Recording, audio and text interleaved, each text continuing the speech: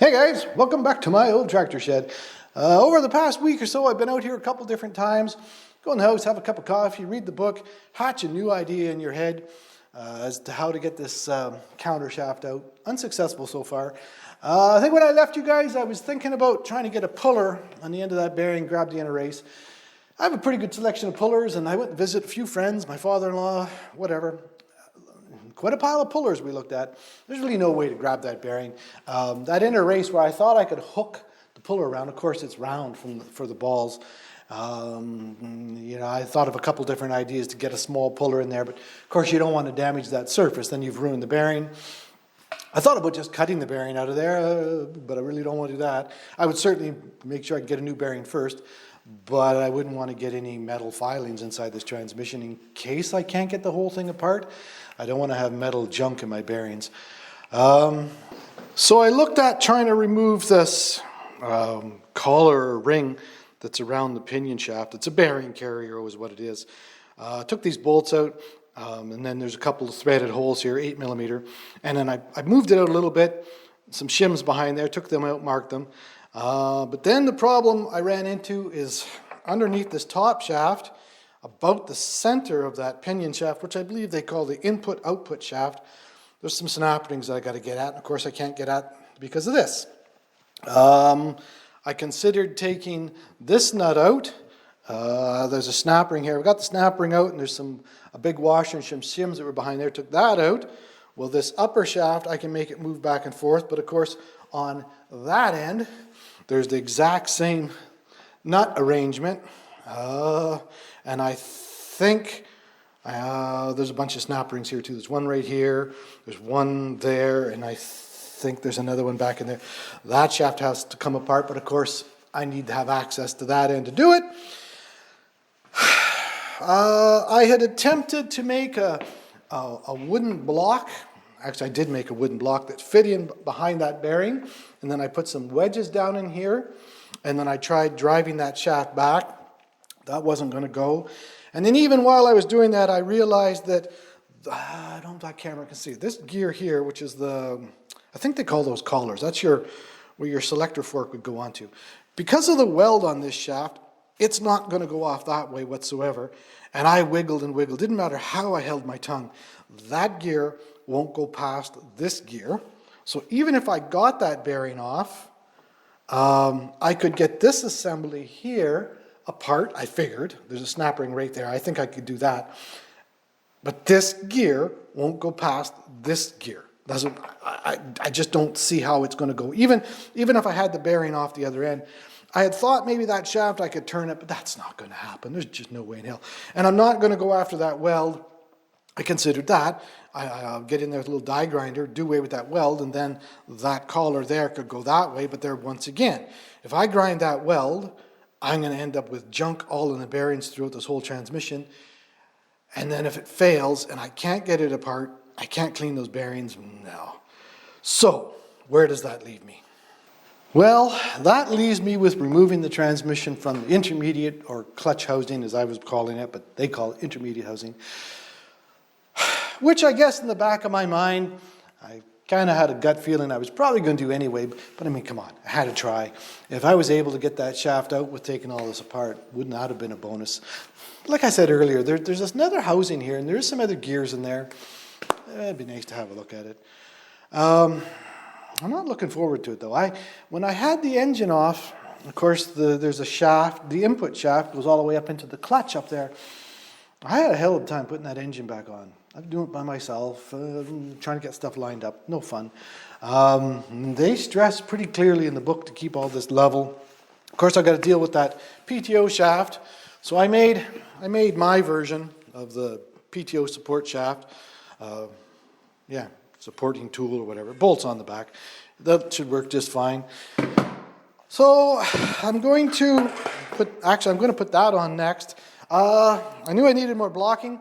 Had a couple spruce trees here the wind blew down this fall, so took them up to the neighbors, cut them into logs, took them up to neighbors, squared them up. I've got quite a pile of different timbers here now. And of course, we had to wait until I finished another can of coffee, so I'd have some place to put all the bolts. So I think we're going to jump into time lapse here. I'm going to put that little tool on to get rid of this setup, and then I'm going to attempt to jack this up carefully, got the wedges in the front, and then block it up underneath this housing, and then we'll see what time it is there, and we'll see how we make out. So let's jump into time lapse.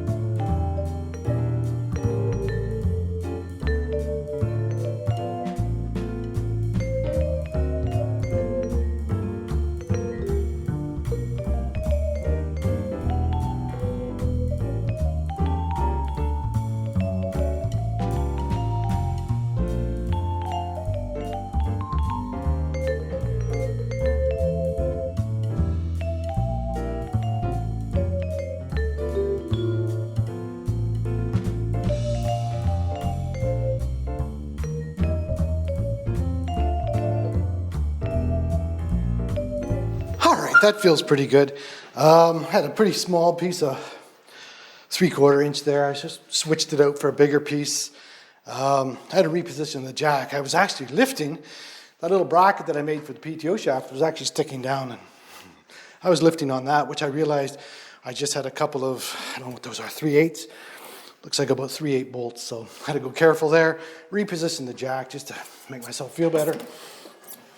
I think that's fine.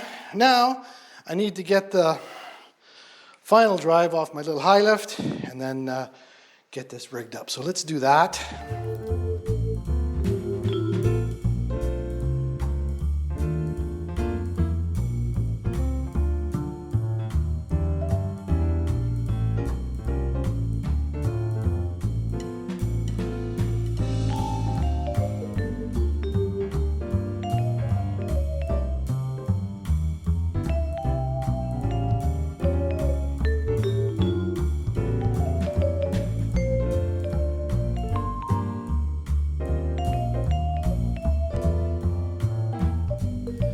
That should work. Now, I'm thinking, put a sheet of plywood on here and attach it, and then get underneath there and then block it, because I'm going to have that PTO shaft, but I'm also going to have the input shaft sitting on here. It'd be nice to be able to rotate that. I'm thinking, so that later I can access both ends. If I leave it on there that way, accessing the stuff that's on the backside, going to be up against the mast of that. I thought about putting it over on the hoist over there, but right now our car is sitting there, and I got a funny feeling this is going to be apart for a long time, so I just as soon keep it here. This plywood's a little big. I'm going to go see if I can find just a smaller chunk of plywood. I don't need something this big. All right, I screwed down a piece of fairly heavy plywood onto here that I put the blocks on. Like I say, hopefully I can turn that transmission after the fact if I'm successful. Okay, let's see if we can't get this set up here before lunchtime. Lower that down. So now, PTO shaft. Okay, well the nice thing about this little forklift thing is it's got castable, so I don't have to pull straight back. I could put it on a bit of an angle and pull back, because this PTO shaft is going to cause me, yeah, okay, so maybe my blocking is going to cause me some grief here. Maybe I should have left that plywood long. Well, actually, you know what? That's not bad. That's not bad. Depending on how nose heavy that is. Let me get her blocked up, and then we'll see what I can do here. I can come over this way. That's not too bad. Okay, I'm going to have to put some some blocking under there. So let me see what I can, well, I got this one here.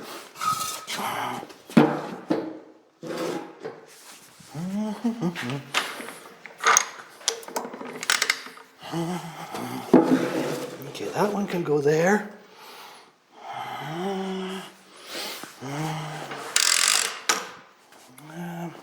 Let's see what I got here.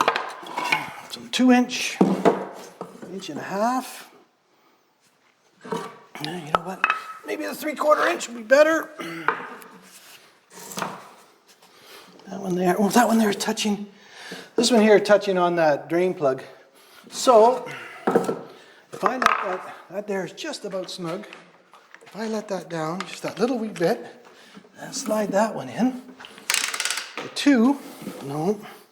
So I wanna make sure that they're both contacting at the same time, and I got just a little bit there. I'm gonna need well, if I came forward and got away from that drain plug, I may have to go run this through the planer just to get, I want it exact, but I'd also like to be further back. But the problem with that, well, I could do it with wedges maybe,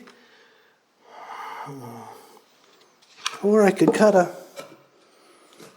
a notch out of this to clear that drain plug perhaps. That might be a better way to go, but I don't think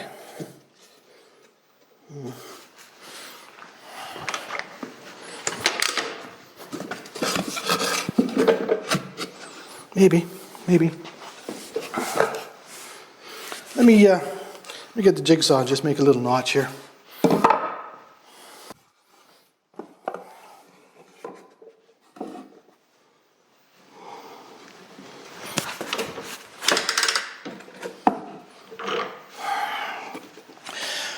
So now this one just made contact and I got a little wee bit of slop there.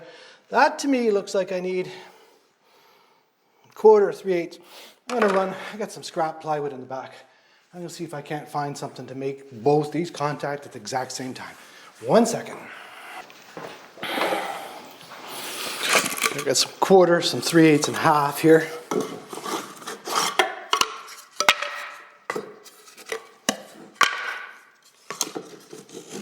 It's going to be the 1/4. Just, that one's tight. And that's making contact. Yeah, I think so.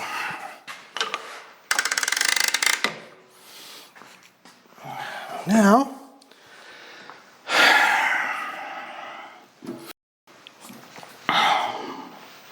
take out some bolts, eh? See what happens.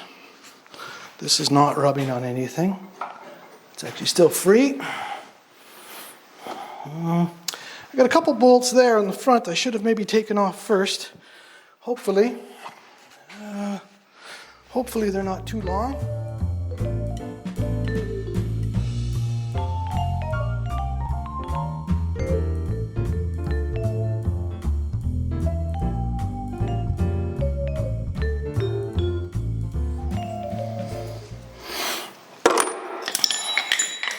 We want on the other side as well. Let me take care of that.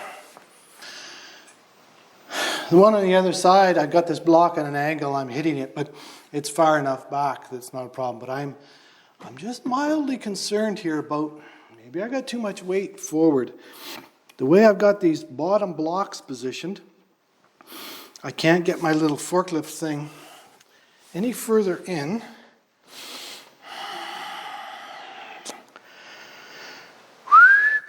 Let me think about this for a few minutes.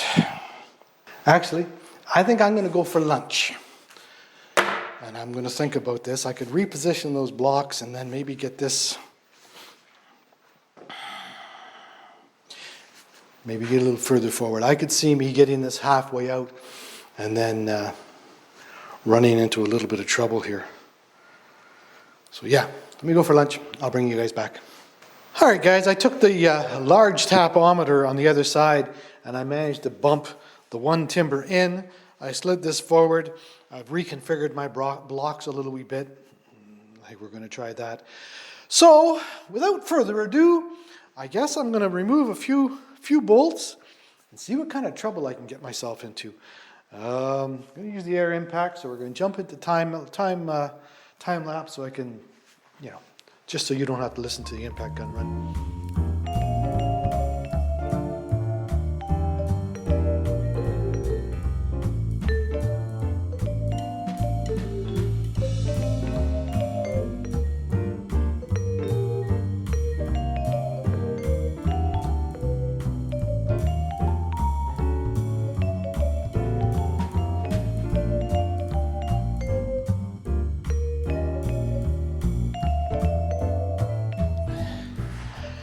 As I was taking the bolts out on the other side, it actually come free already.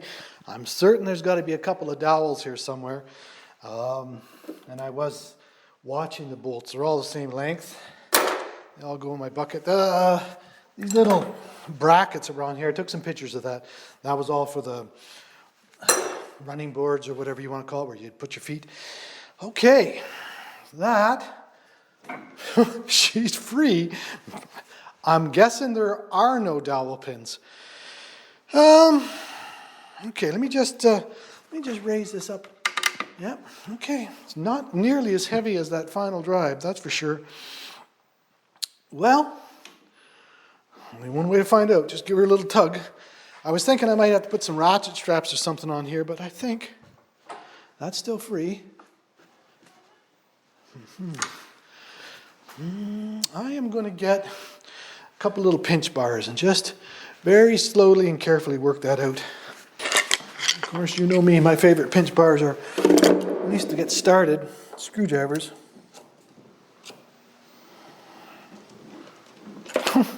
Just with a small screwdriver. It's coming back. $10 says it doesn't go back in this easy.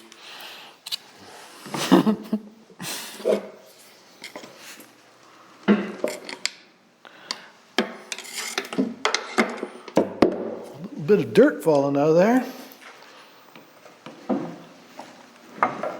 I can see the shaft. The shaft is definitely coming. Well, all right. Let's see if we can roll the whole thing back. It seems, you know what, eh? I'm going to take a minute and I'm going to put well, you know what, some wedges. I got some wedges.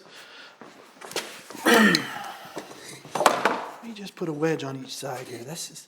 It's kind of rocky for some reason. Well, bottom of it's round, I guess. Roundish.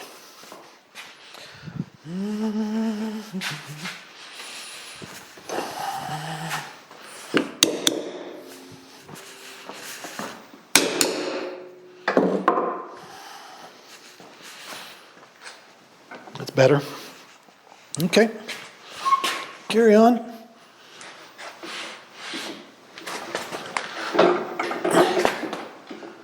There we are. That came out awful easy.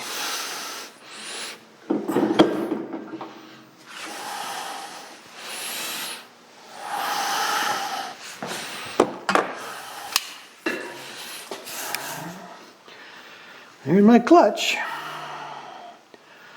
Wow. I had cleaned all this up when, oops, probably buggering up that camera. I'd cleaned all this up with emery cloth and everything when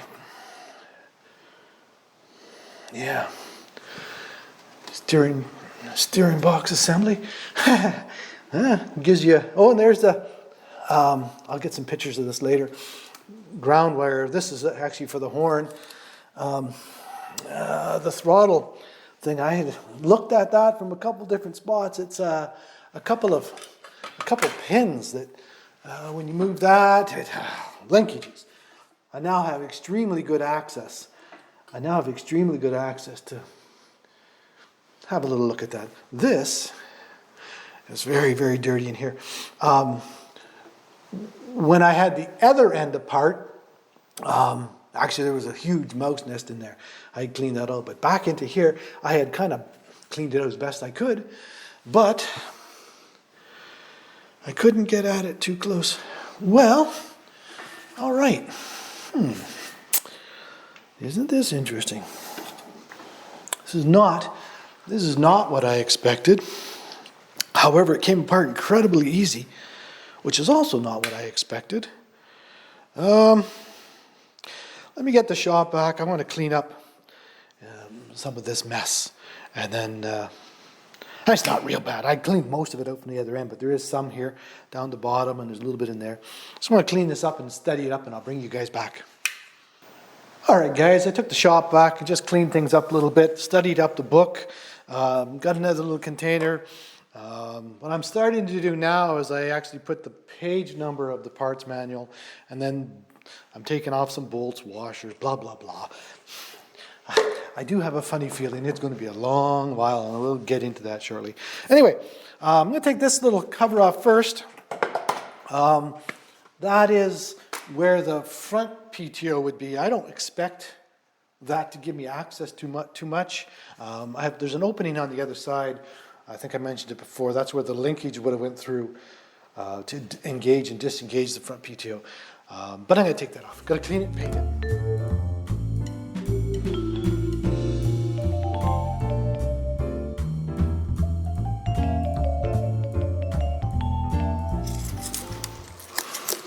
No. Yeah, so there's not really a whole lot in there other than I can see into the end of, well, that's the PTO shaft. That's the end of the PTO shaft I'm looking at. But yeah, I'm going to have to make new gaskets for that too. All right, that's fine. Okay.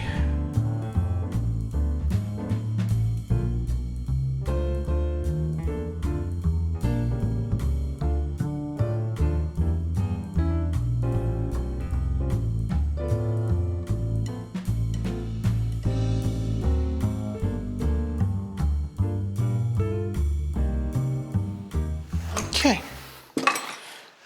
my favorite screwdriver, pry bar. Let's see what we get here. Okay, that's free. That's free. Now, I'm going to look at the book. I don't know, there's got to be a bearing or something to support that. I want to see if that's there or not. I actually don't see a bearing there. I definitely see the seal. But that is,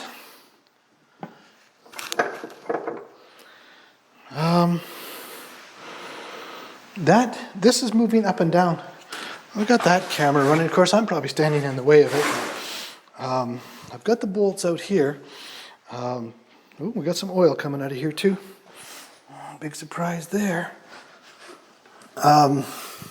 This is moving up and down with this. So it must be some kind of a spline issue in there. Yeah, it's coming out. Oh, and I got all kinds of oil coming out here now. My little catch thing. Isn't that interesting? So obviously,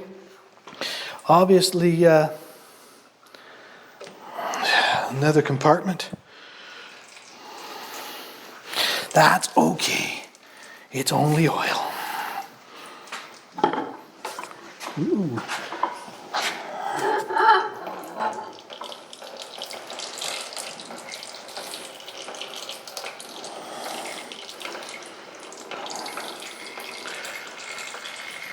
Hopefully when I pull that out, this shaft goes past this little yellow housing. I can see that it definitely goes into that. I think they call that the input-output shaft. Hopefully a whole bunch of gears don't fall apart.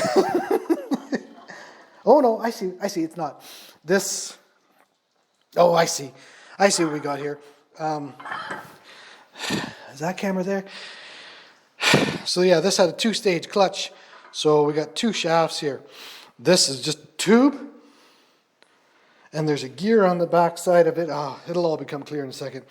There's a gear on the back side of this that drives a gear right just inside here I can see, which is actually driving that upper shaft. And that one is going into the lower shaft. All right. This is coming all the way off.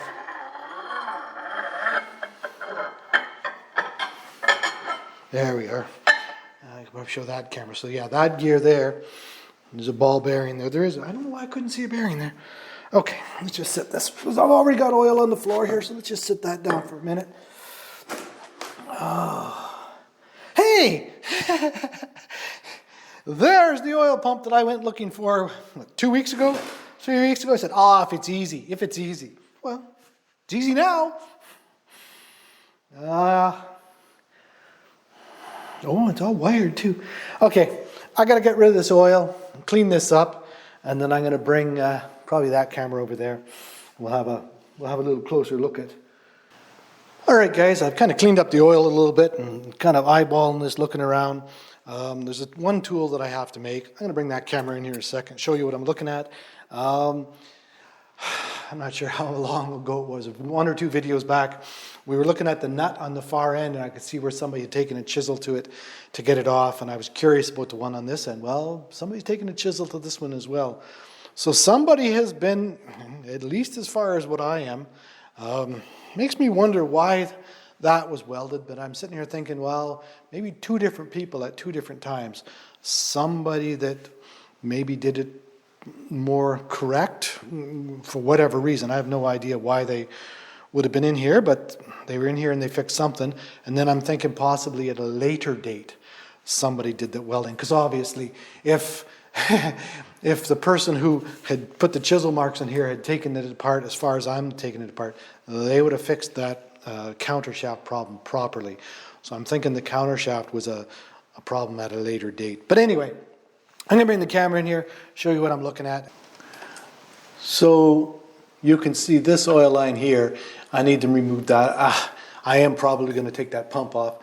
Not sure if I can get enough light in there.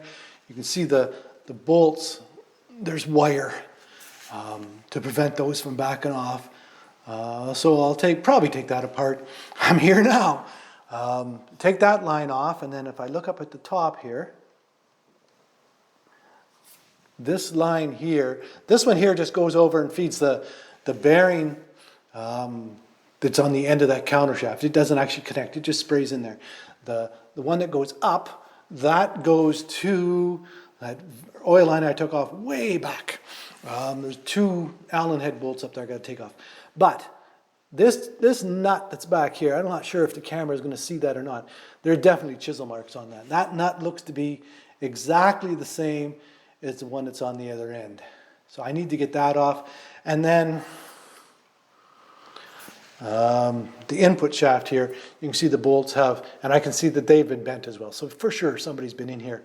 I have to flatten out these locking deals, take this off. After this gear comes off, I have to get that nut off, and there's a couple threaded holes here to remove that gear.